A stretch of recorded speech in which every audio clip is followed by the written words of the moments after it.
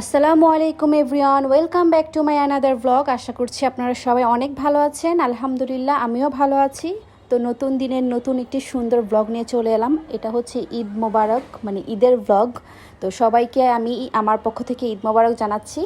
তো ছোট ছোট কিছু ক্লিপস রেখেছিলাম যেগুলো আপনাদের সাথে শেয়ার করব ভেবেছি, কিন্তু কোরবানিতে তো অনেক অনেক কাজ থাকে ঘরের মধ্যে, তাই আর কি সব কিছু ক্লিপস নেওয়া যায়নি। তো ছোট ছোট কিছু ক্লিপস নিয়ে রেখেছি, ভাবলাম যে সেইগুলো দিয়েই একটা ব্লগ করে ফেলি।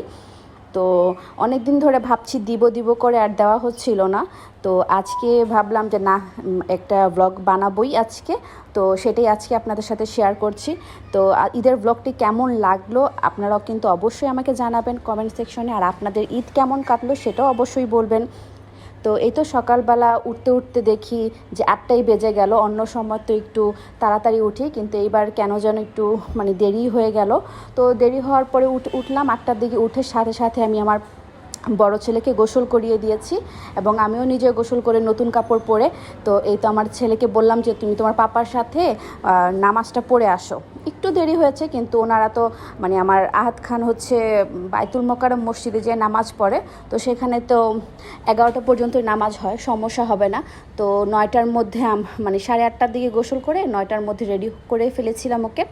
তো ও বলছিল যে না, ও গরু দেখে তারপরে সে নামাজ পড়তে যাবে। তো সেজন্যই আর কি নিয়ে আসছি। আম্মুর বাসার নিচে গরু ছিল, তো সেখানে ওকে দেখাতে নিয়ে এসেছি। তো এখানে ওই যে গরুটা কাটা হয়নি, তো নামাজ শেষ করে এসে তারপরে ও গরু দেখবে, কাটবে। তো এই আর কি। তো এখন আমি ভাবলাম যে ওকে তো দেখিয়ে নিয়ে আসি। ও যখন কান্না করছে, ও নামাজ পড়তে যাওয়ার আগেই গরু দেখে যাবে। তো দেখি যে অনেকেই গরু কেটে ফেলেছে। তো এই তো তাইমুরকে নিয়ে আসলাম, দেখালাম। আমার ছোট বেবি এখনও ঘুম থেকে উঠেনি, সে এখনও ঘুমাচ্ছে। তো ভাবলাম যে ও বেশি ছোট, তাই ও আর জোর করে উঠালাম না। তো এই তো তাইমুরকে নিয়ে আসছি, ও একটু আদর করে তারপর ও পাপার সাথে নামাজ পড়তে যাবে। সেটাই আপনাদের সাথে একটু শেয়ার করি। আসসালামু আলাইকুম, ঈদ মোবারক। পাপার সাথে একটু কোলাকুলি করো তো। আচ্ছা আচ্ছা আচ্ছা, নামাজ পড়ে নাও। আল্লাহ হাফেজ। আল্লাহ ভরসা, আল্লাহর হাওলা।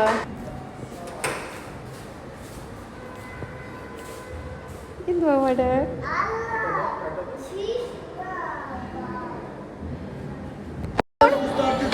তাইমুর, এই তাইমুর, তোমার গরু কেটে ফেলেছে।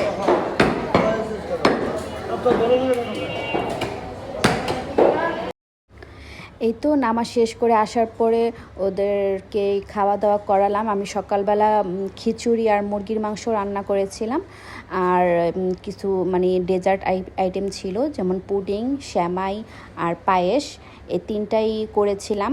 তো এই তিনটা আগের দিন রাত্রে করে রেখেছিলাম। তো সকালবেলা নামাজ পড়তে যাওয়ার আগে মিষ্টি খেয়ে তারপরে নামাজ পড়তে গেল। করতে বল আপনাদের। নামাজ থেকে এসে বাবা আর ছেলে দুজনকে খিচুড়ি এবং মুরগির মাংস দিয়েছি সালাদ দিয়ে। তো তারা খেয়ে নিয়েছে, সেটার আমি ভিডিও করতে পারিনি।